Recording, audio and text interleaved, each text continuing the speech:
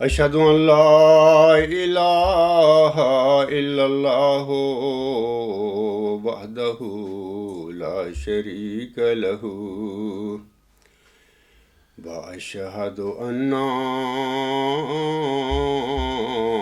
محمدا عبده ورسوله أما بعد فأعوذ بالله من الشيطان الرجيم بسم الله الرحمن الرحيم الحمد لله رب العالمين الرحمن الرحيم مالك يوم الدين إياك نعبد وإياك نستعين اهدنا الصراط المستقيم صراط الذين أنعمت عليهم صراط الذين أنعمت عليهم غير المغضوب عليهم ولا الضالين۔ حاضرین ناظرین کرام، کسی انعام الحق صاحب نے مورخہ 12 مئی 2016 کو خاکسار کو ایک ای میل لکھی تھی۔ وہ اپنی ای میل میں مجھے لکھتے ہیں، میں پہلے اس کی مکمل جو ای میل ہے وہ پڑھ کر آپ سب کو سنانے والا ہوں۔ وہ لکھتے ہیں، ایک طرف آپ لکھتے ہیں آپ غریب ہیں، دوسری طرف آپ $1,000,000 کی پیشکش۔ بات کچھ سمجھ میں نہیں آئی۔ پیسے شو کریں، قاضی کون ہوگا؟ شاید آپ خود۔ اور آپ کا مذاق کون اڑاتا ہے؟ گالیاں کون دیتا ہے؟ بلکہ آپ ہر دفعہ جماعت کو بدنام کرنے کی کوشش کرتے ہیں۔ میں نے تو آج تک جماعتی لیول پر آپ کی مخالفت کرتے کسی کو نہیں دیکھا، بلکہ آپ کی طرف سے ہمیشہ جماعت کا مذاق بنایا جاتا ہے۔ آپ اپنی تبلیغ کریں، جماعت کو نہ چھیڑیں، نہ جماعت ہی آپ کو چھیڑتی ہے۔ باقی پھر کبھی جواب کا منتظر۔ یہ تو ان کی ای میل ہے جو میں نے اس وقت آپ لوگوں کے سامنے پڑھ کر سنائی ہے۔ اب میں عزیزم محترم انعام الحق صاحب کی جو ای میل ہے، اس میں جو انہوں نے سوال مجھ پر کیے ہیں، سوال پوچھے ہیں مجھ سے، اب میں ان کی باتوں یا ان کے پوچھے گئے سوالوں کا 1 by 1 اس خطبہ میں ان کو جواب دینا چاہتا ہوں۔ عزیزم، آپ خاکسار سے پوچھتے ہیں، ایک طرف تو آپ لکھتے ہیں آپ غریب ہیں، دوسری طرف آپ $1,000,000 کی پیشکش کر رہے ہیں یا کرتے ہیں، ان کی مراد ہے۔ بات کچھ سمجھ میں نہیں آئی۔ عزیزم انعام الحق صاحب، خاکسار آپ کے سوال کے جواب میں گزارش کرتا ہے کہ ہمارے آقا حضرت مرزا غلام احمد علیہ السلام کو آپ کے والد صاحب کے وفات سے پہلے اسی دن دوپہر کو الہام ہوتا ہے، اور اب جو میں تحریر پڑھوں گا اس وقت، یہ حضور صاحب کے الفاظ ہیں، اور آپ اور دیگر سامعین کرام ان الفاظ کو، حضور صاحب کے ان الفاظ کو حضور صاحب کی کتاب البریہ روحانی خزائن جلد 13 صفحہ 193 پر پڑھ سکتے ہیں۔ حضور علیہ السلام فرماتے ہیں، میری عمر قریباً 34 یا 35 برس کی ہوگی جب حضرت والد صاحب کا انتقال ہوا۔ مجھے ایک خواب میں بتلایا گیا کہ اب ان کے انتقال کا وقت قریب ہے۔ میں اس وقت لاہور میں تھا جب مجھے یہ خواب آیا۔ تب میں جلدی سے قادیان میں پہنچا اور ان کو مرض زہیر میں مبتلا پایا۔ لیکن یہ امید ہرگز نہ تھی کہ وہ دوسرے دن میرے آنے سے فوت ہو جائیں گے، کیونکہ مرض کی شدت کم ہو گئی تھی اور وہ بڑے استقلال کے ساتھ بیٹھے رہتے تھے۔ دوسرے دن شدت دوپہر کے وقت ہم سب عزیزان ان کی خدمت میں حاضر تھے کہ مرزا صاحب نے مہربانی سے مجھے فرمایا کہ اس وقت تم ذرا آرام کر لو، کیونکہ جون کا مہینہ تھا اور گرمی سخت پڑتی تھی۔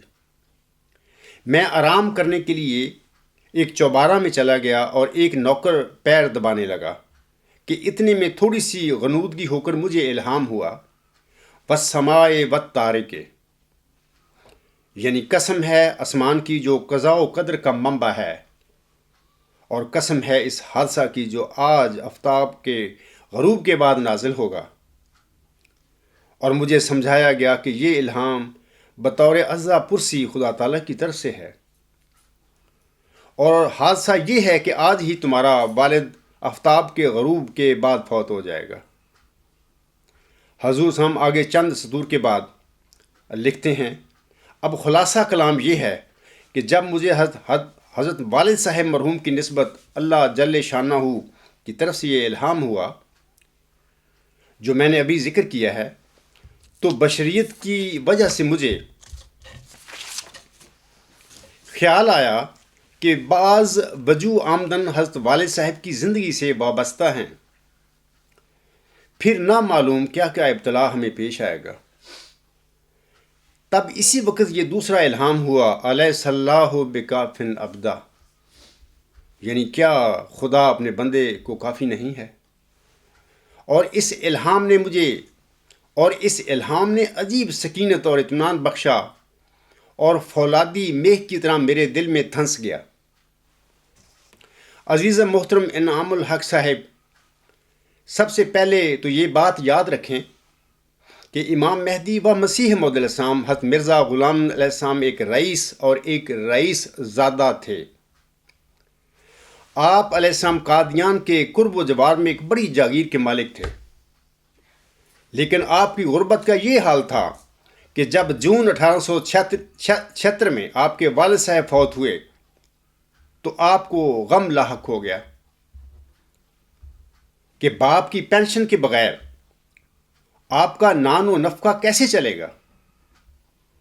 اور پھر خدا تعالیٰ نے آپ کی ڈھارس بندھانے کے لیے آپ علیہ السلام پر الیس اللہ بکافٍ عبدہ کا الہام نازل فرمایا تھا۔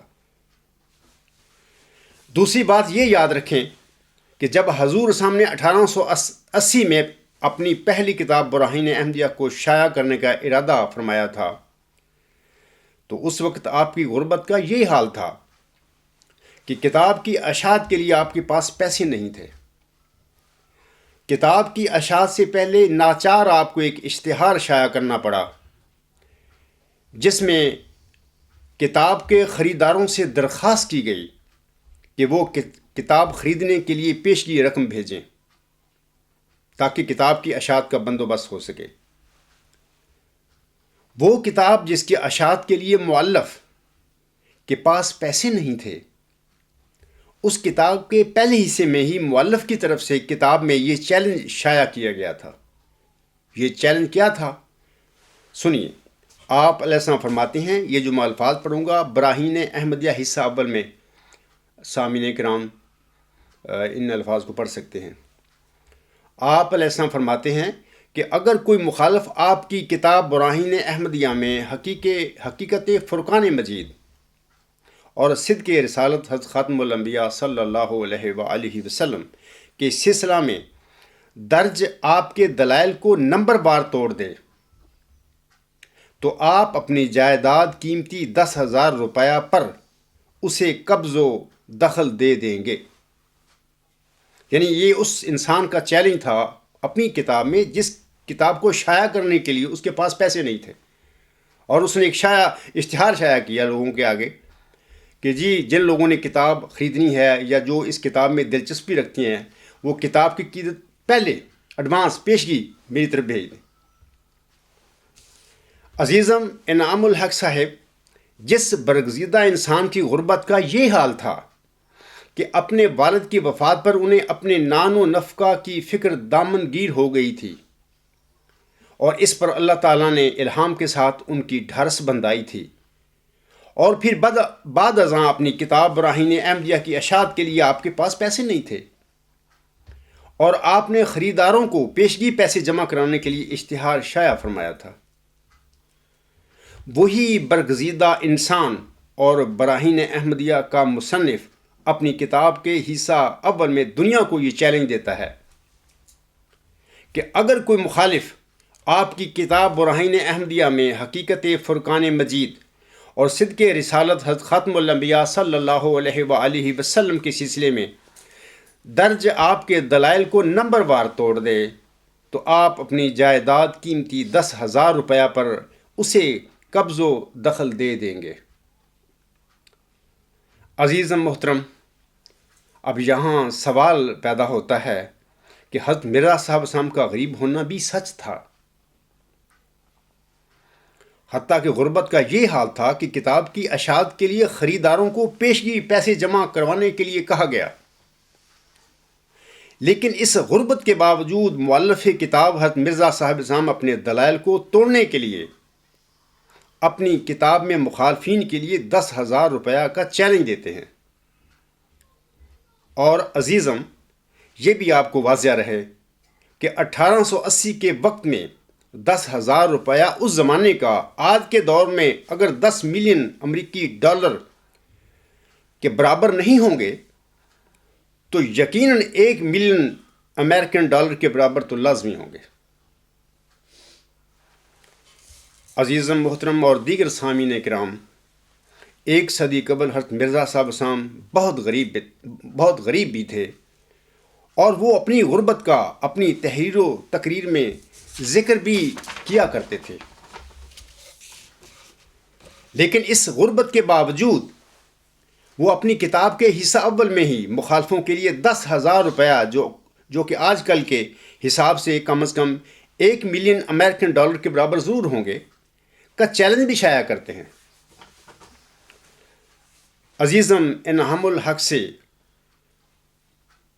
میں کہتا ہوں کہ اس زمانے میں لوگوں کو یعنی اپنوں اور مخالفوں کو حضرت مرزا صاحب اسلام کی غربت اور آپ کے انعامی چیلنج کی خوب سمجھ آ گئی تھی۔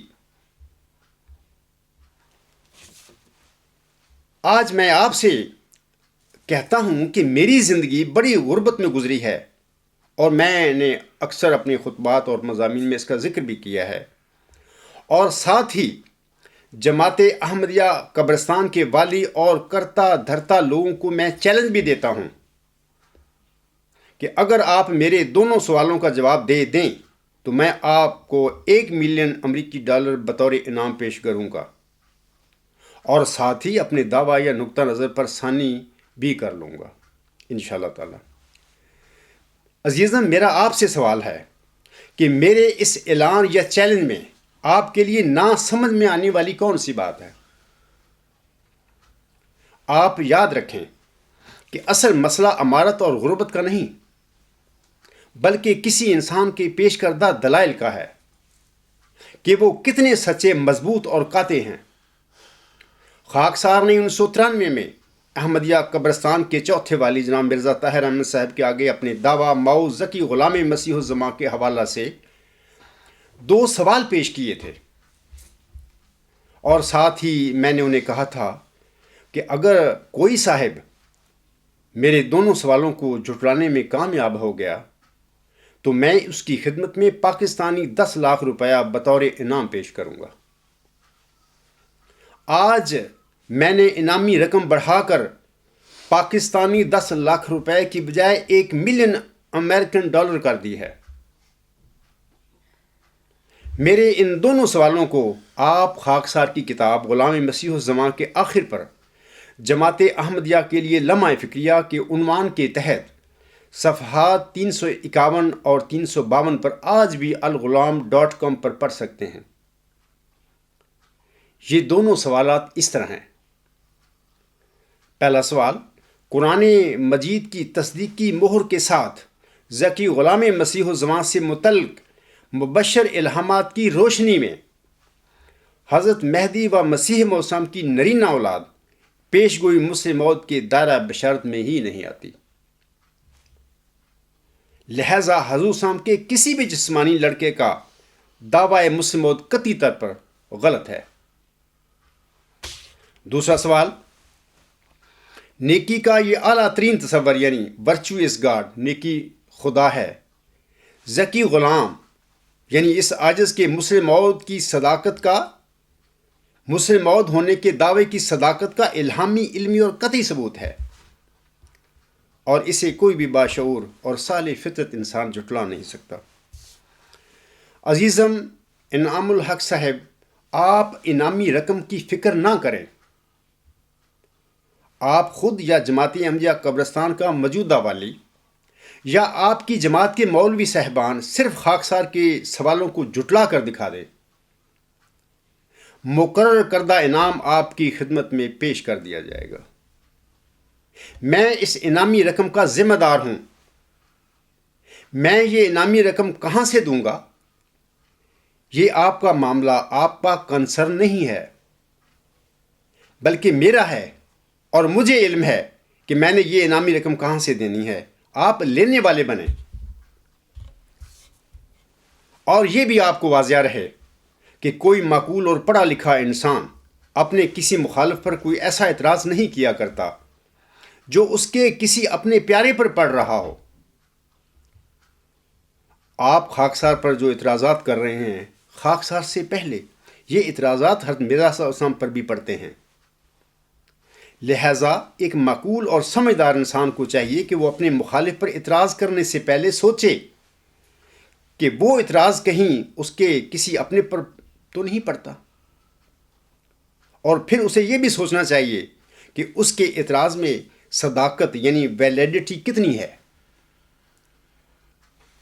عزیزم محترم انعام الحق صاحب، آگے آپ پوچھتے ہیں، یہ تو پہلے جو آپ نے مجھ سے پوچھا ہے سوال، اس کا میں نے جواب دیا ہے۔ آگے آپ پوچھتے ہیں پیسے شو کریں۔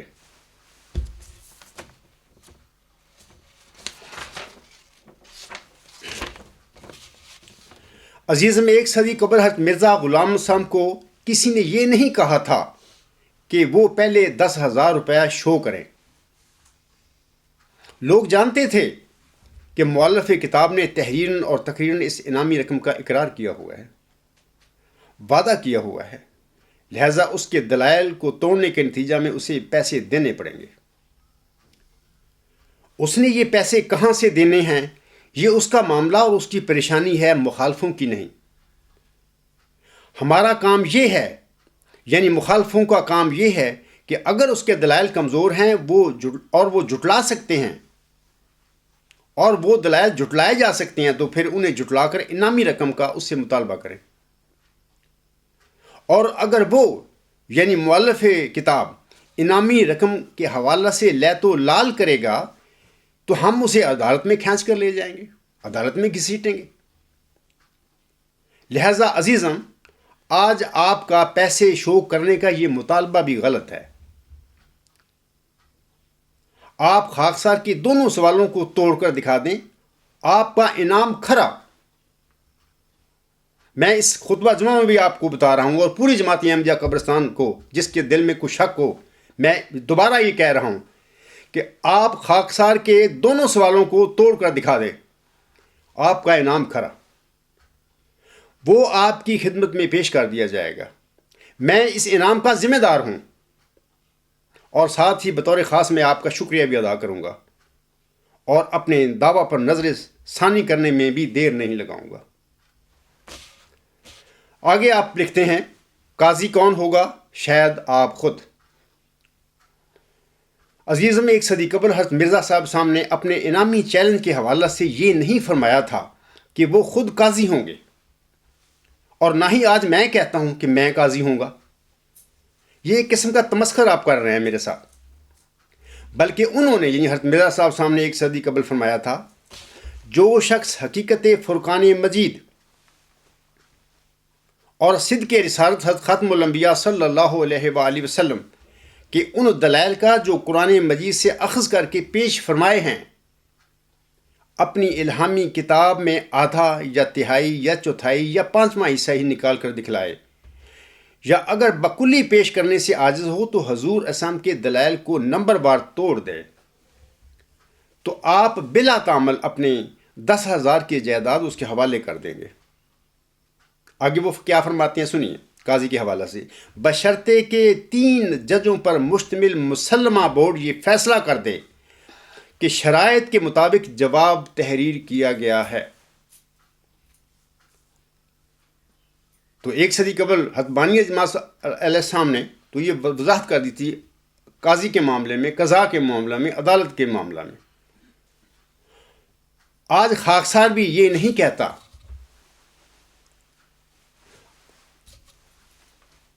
کہ میں قاضی ہوں گا، بلکہ آپ الغلام.com پر نیوز نمبر 105 پڑھیں، جس کا عنوان ہے جماعت احمدیہ عالمگیر کے لیے کھلا چیلنج۔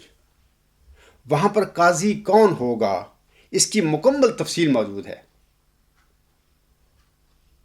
علاوہ اس کے میں یہ بھی کہتا ہوں کہ 1 صدی قبل جس قسم کی قضاء یا عدالت حضرت مرزا صاحب سامنے مقرر فرمائی تھی، آج میں بھی اسی قسم کی قضاء کو، اسی قسم کی عدالت کو تسلیم کرتا ہوں، مخالفوں کی طرف سے۔ وہ یہ کہ خاکسار کے مذکورہ دونوں سوالوں کا جماعت احمدیہ قبرستان یا کوئی بھی جماعت مقرر کردہ شرائط کے ساتھ جواب لکھ کر 3 ججوں کے آگے پیش کریں،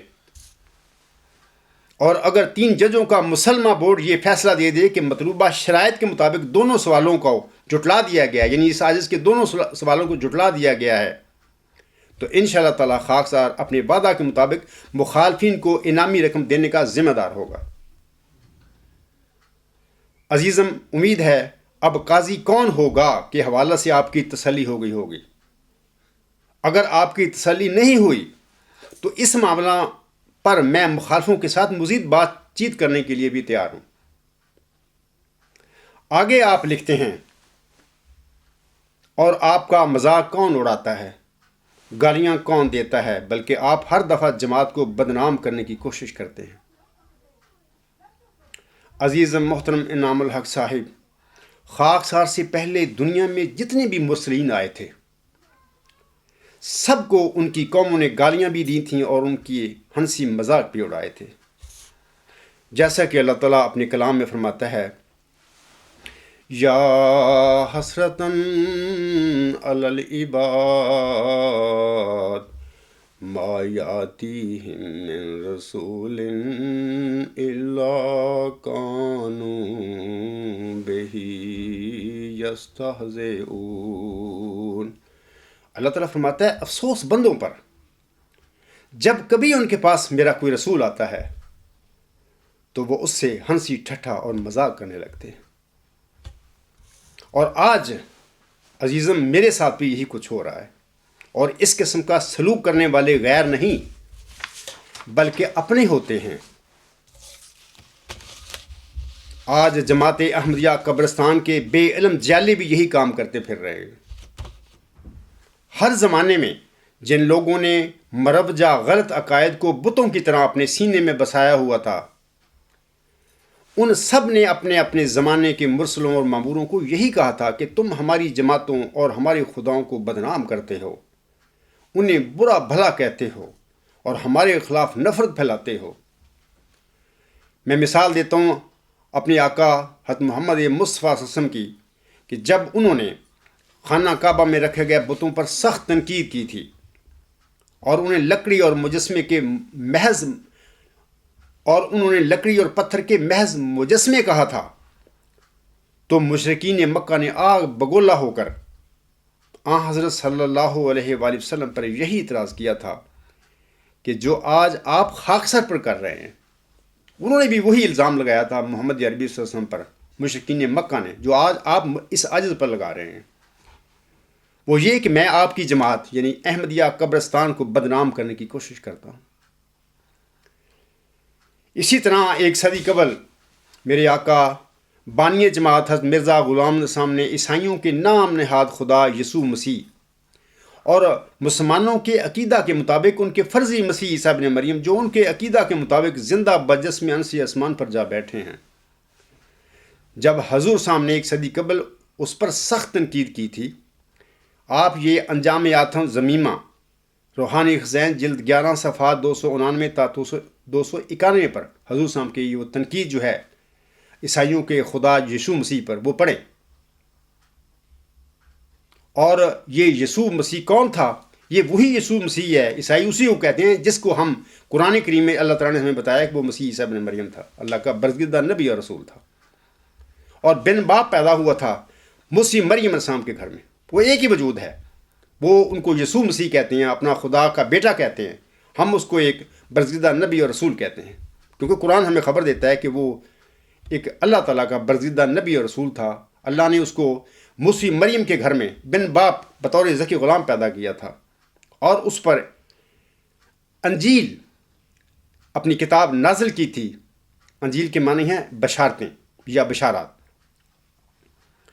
تو عیسائیوں اور مسلمانوں نے اس وقت جب 1 صدی قبل میرے آقا حضرت بانی جماعت سامنے یسوع مسیح پر یعنی عیسائیوں کے خدا کے اس بیٹے پر سخت تنقید کی تھی، اس کو خدائی سے علیحدہ کرنے کے لیے اور اپنے سچے خدا کا جلال ظاہر کرنے کے لیے،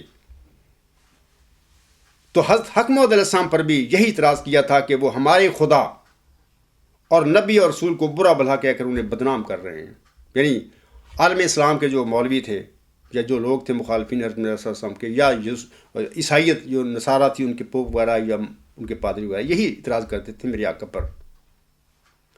حالانکہ حضرت مرزا صاحب السلام بدنام نہیں کر رہے تھے، بلکہ وہ سیدنا حضرت مسیح عیسیٰ ابن مریم السلام کے حوالہ سے لوگوں کو یہ حقیقت بتا رہے تھے کہ وہ ابن اللہ ہونے کی بجائے، خدا کا بیٹا ہونے کی بجائے صرف اللہ تعالیٰ کا ایک برگزیدہ نبی اور رسول تھے، اور دیگر انبیاء اور انسانوں کی طرح زندہ آسمان پر چلے جانے کی بجائے وہ وفات پا چکے ہیں۔ سیدنا حضرت مسیح عیسیٰ ابن مریم علیہ السلام کے حوالہ سے حضرت مرزا صاحب السلام کا یہی موقف اور یہی تبلیغ 1 صدی قبل عزیزم انعام الحق صاحب آپ کی طرح مخالفین کے لیے بدنام کرنے کی کوشش تھی۔ عزیزم محترم انعام الحق صاحب، میں آپ سے کہتا ہوں کہ جناب مرزا بشیر الدین محمود احمد کا حضرت مسیح عیسیٰ ابن مریم علیہ السلام کی طرح قرآن کریم میں کہیں کوئی ذکر نہیں ہے۔ یسوع مسیح جو عیسائیوں کو خدا ہے، جس کو خدا کا بیٹا بنا کر بیٹھے ہوئے ہیں، ہم مسلمان اس کو ایک برگزیدہ نبی اور رسول مانتے ہیں، جس کا قرآن کریم میں اللہ نے ذکر فرمایا ہے۔ اس کا قرآن میں جگہ جگہ ذکر ہے ان سب باتوں کا۔ اللہ نے فرمایا ہے کہ وہ میرا برگزیدہ بندہ تھا، میری رحمت کا ایک نشان تھا۔ لیکن اس کے مقابلہ میں جناب مرزا بشیر الدین محمود احمد کا قرآن کریم میں کہیں ذکر نہیں ہے، بلکہ وہ 20 فروری 1886 کی الہامی پیشگوئی کے مطابق مسیل بشیر احمد اول تھے۔ اگر آپ کو نہیں پتا تو میں آج آپ لوگوں کو بتا رہا ہوں۔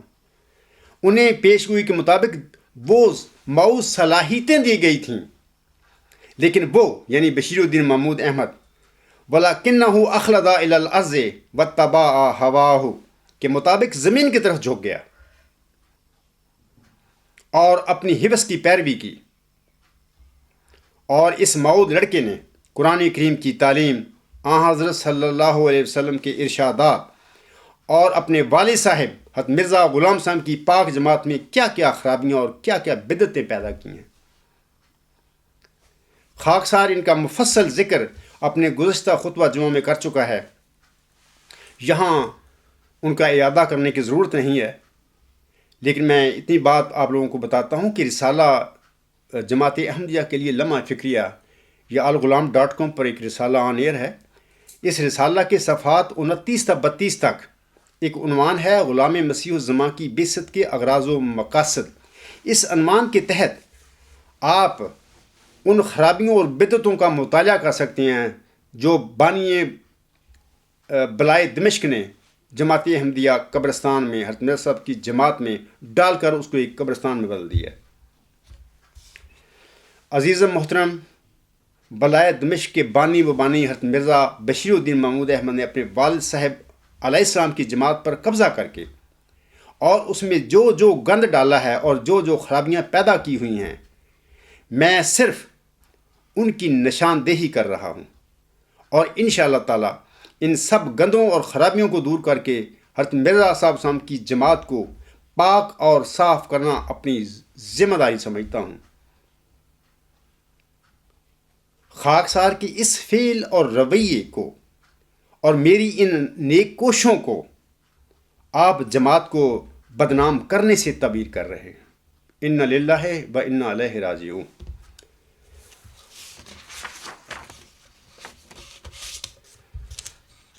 آگے آپ لکھتے ہیں اپنی ای میل میں نے تو آج تک جماعتی لیول پر آپ کی مخالفت کرتے کسی کو نہیں دیکھا، بلکہ آپ کی طرف سے ہمیشہ جماعت کا مذاق بنایا جاتا ہے۔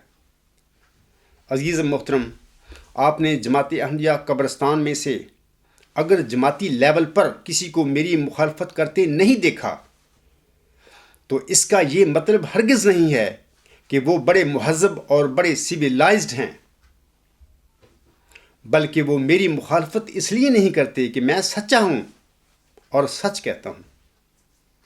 اس وقت جماعت احمدیہ میں پیدا کی گئی جتنی بھی غلطیاں ہیں، جتنی بھی بدعتیں اور گمراہیاں ہیں، میں ان کی نشاندہی کر رہا ہوں۔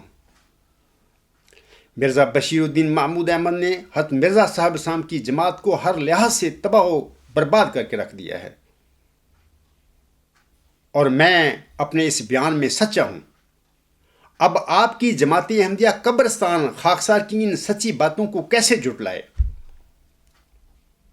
چونکہ ان کے مذہبی کاروبار اور کالے دھندے کی بنیاد کلیتاً جھوٹ پر ہے، اور میرے دونوں سوالوں کا ان کے پاس کوئی جواب نہیں ہے، لہذا سوائے خاموشی کے ان کے پاس کوئی چارہ نہیں ہے۔ ان کی خاموشی اور ان کا میری مخالفت نہ کرنا اس حقیقت کا کھلا ثبوت ہے کہ میں سچا ہوں اور یہ لوگ جھوٹے ہیں اور مجرم ہیں، اور انہوں نے حضور صاحب کی جماعت کو دنیا کمانے کا ذریعہ بنا لیا ہوا ہے۔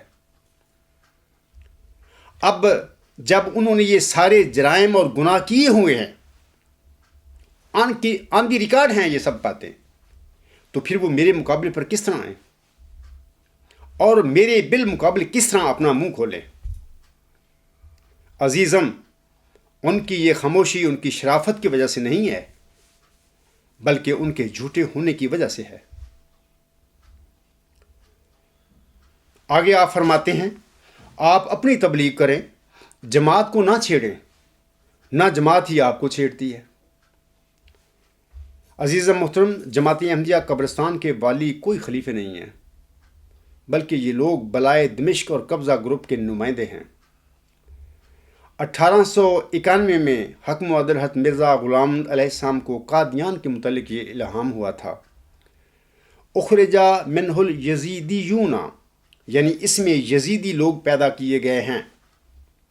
تذکرہ صفحہ 141، ازالہ اوہام روحانی خزائن جلد 3 صفحہ 138 حاشیہ۔ عزیزم، جناب مرزا بشیر الدین محمود احمد اینڈ کمپنی حضور صاحب کے اس الہام کے مصداق ہیں۔ ان یزیدی صفت ملوکوں نے ایک صدی میں جماعت احمدیہ میں بدعتیں اور غلط عقائد پیدا کر کے اسے مکمل طور پر تباہ و برباد کیا ہوا ہے۔ اب یہ جماعت احمدیہ قبرستان حضرت مرزا صاحب علیہ السلام کی جماعت نہیں ہے، بلکہ یہ محمودیت ہے، اور اس مرزا صاحب صاحب کے لیبل پہ یہ چل رہی ہے، اس کو چلایا جا رہا ہے، جبکہ ہے اصل میں محمودیت۔ اور اس نے حضرت مرزا صاحب صاحب کی جماعت میں جو گند ڈالا ہے، جو خرابیاں پیدا کی ہیں، لوگوں کو کس طرح ذہنی طور پر مفلوج کیا ہے، حضرت مرزا صاحب صاحب کی جماعت عملاً ایک قبرستان بن چکی ہے، اور اس شخص نے اور اس کے جانشینوں نے بنایا ہوا ہے۔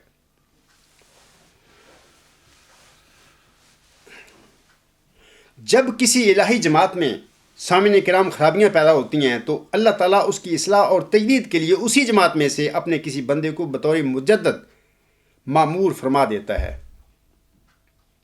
اللہ تعالیٰ کا یہ مامور اس جماعت یا امت میں پیدا شدہ بدعتوں اور خرابیوں کی نشاندہی کر کے ان کی اصلاح کرتا ہے، ان کی تجدید کرتا ہے، اور اس کا یہ روحانی مشن ہی اس کی تبلیغ ہوا کرتا ہے۔ عزیزم، خاکسار اس وقت اپنی یہی تبلیغ کر رہا ہے۔ جماعت احمدیہ قبرستان میں پیدا کی گئی بدعتوں اور خرابیوں کی طرف جو میں نشاندہی کر رہا ہوں، تو آپ میری اس تبلیغ کو جماعت کو چھیڑنے سے تعبیر کر رہے ہیں۔ جماعت احمدیہ قبرستان کے والیوں نے اپنے دجل اور جھوٹ کی حفاظت کرنے اور اپنے مذہبی دھندے کو ختم ہونے سے بچانے کے لیے اب خاموشی کو بطور حربہ اپنایا ہوا ہے۔ انہیں علم ہے، بلکہ انہیں بخوبی علم ہے کہ جب ہم نے مدعی معوذکی غلام مسیح الزمان کی مخالفت کی اور اس کے دلائل کا مقابلہ کرنے کے لیے میدان میں اترے تو اسی دن ہمارا دجالی نظام اور ہمارا دجالی کاروبار اپنی موت آپ مر جائے گا۔ میں پھر دوبارہ کرتا ہوں، الفاظ اپنے پڑھتا ہوں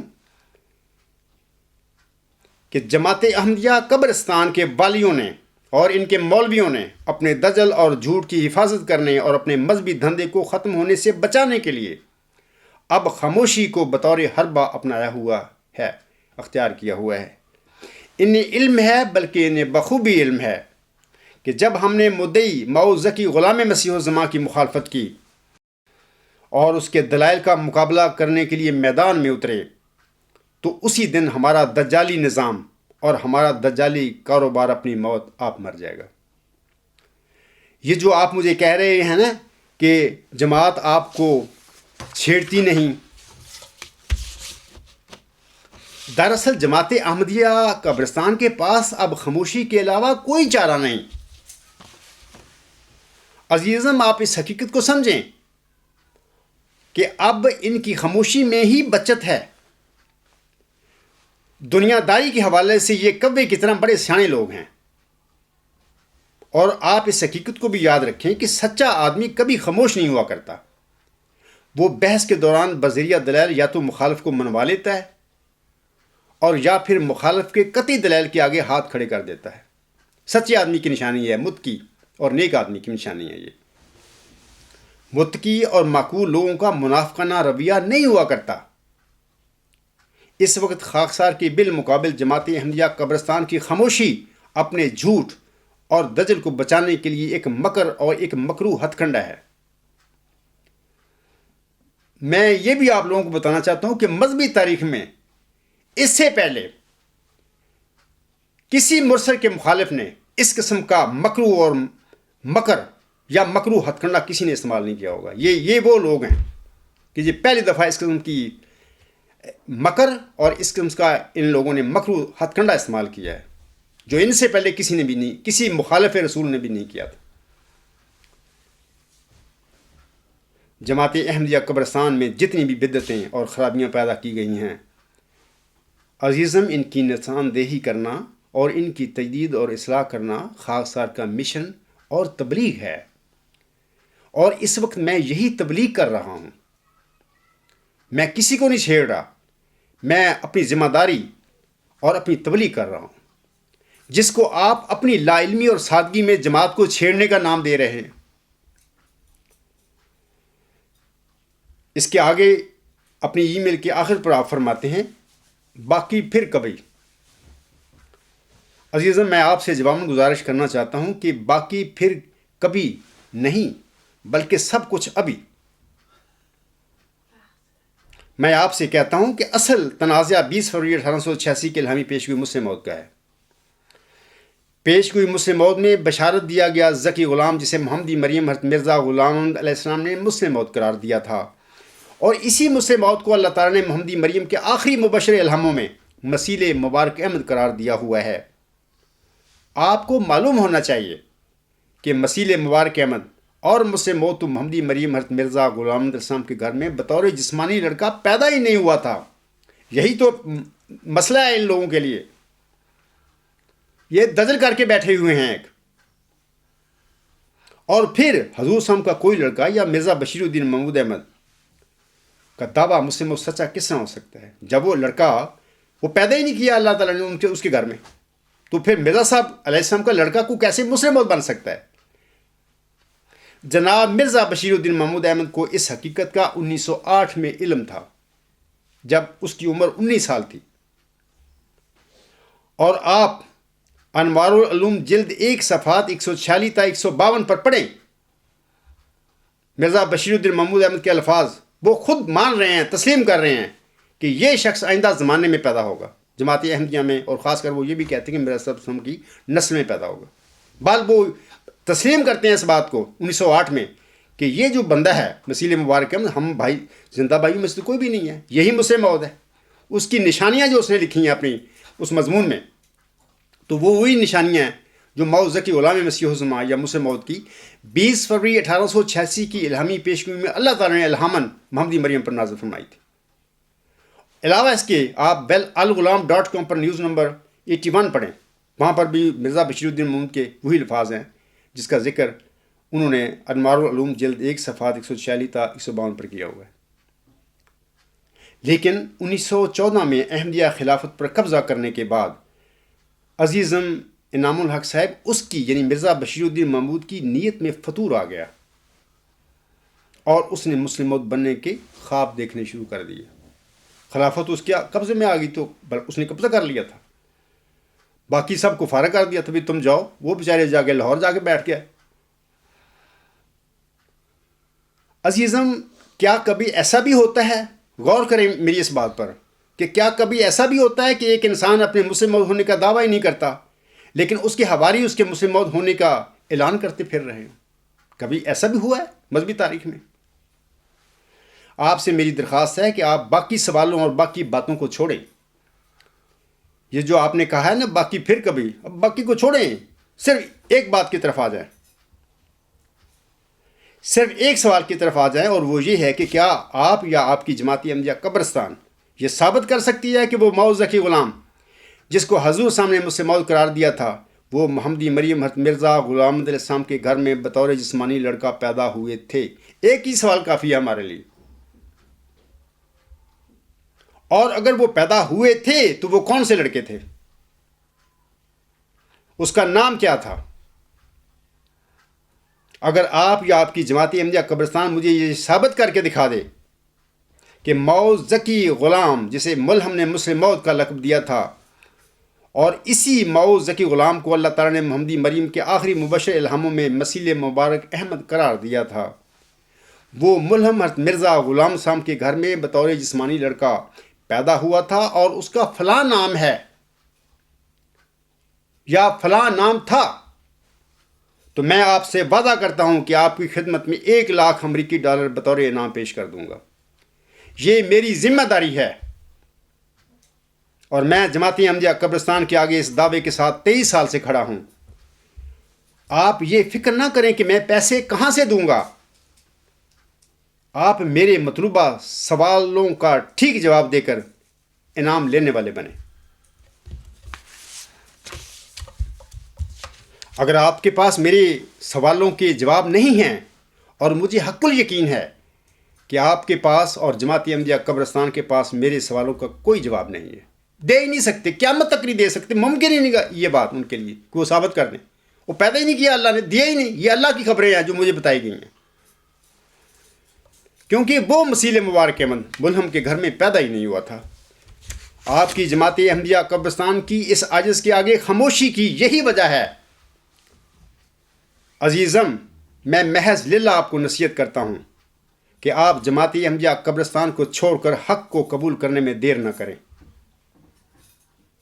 امید ہے آپ خاکسار کی نصیحت پر ضرور غور فرمائیں گے۔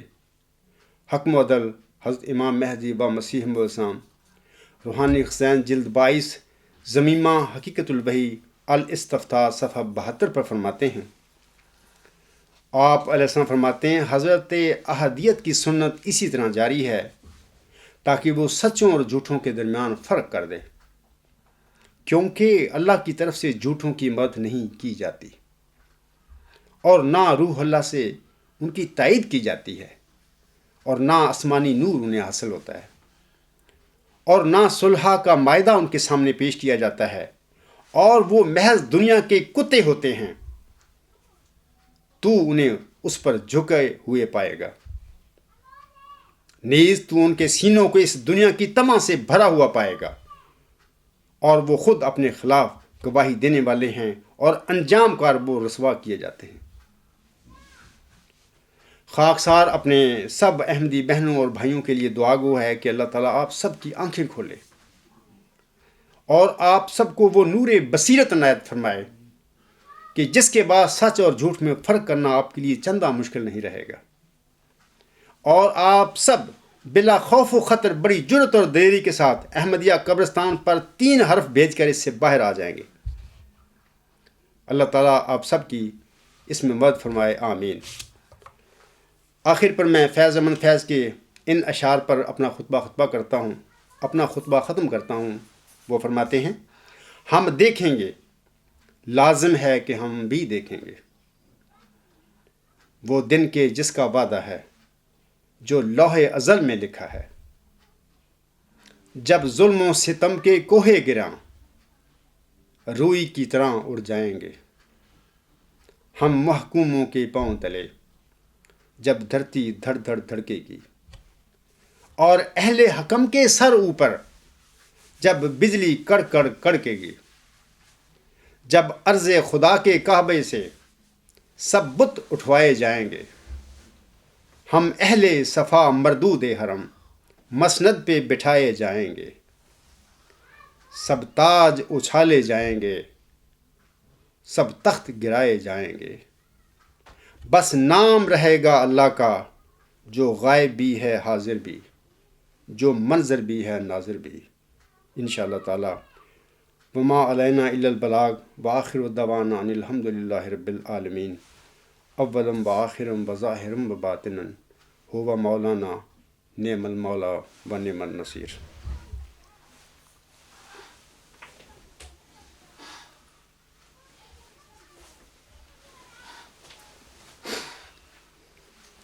الحمد للہ نحمدہ ونستعینہ ونستغفرہ ونؤمن بہ ونتوکل علیہ ونعوذ باللہ من شرور انفسنا ومن سیئات اعمالنا، من یہدہ اللہ فلا مضل لہ ومن یضللہ فلا ہادی لہ، ونشہد ان لا الہ الا اللہ ونشہد ان محمدا عبدہ ورسولہ۔ عباد اللہ رحمکم اللہ، ان اللہ یأمر بالعدل والاحسان وایتاء ذی القربی وینہی عن الفحشاء والمنکر والبغی یعظکم لعلکم تذکرون۔ اذکروا اللہ یذکرکم وادعوہ یستجب لکم ولذکر اللہ اکبر۔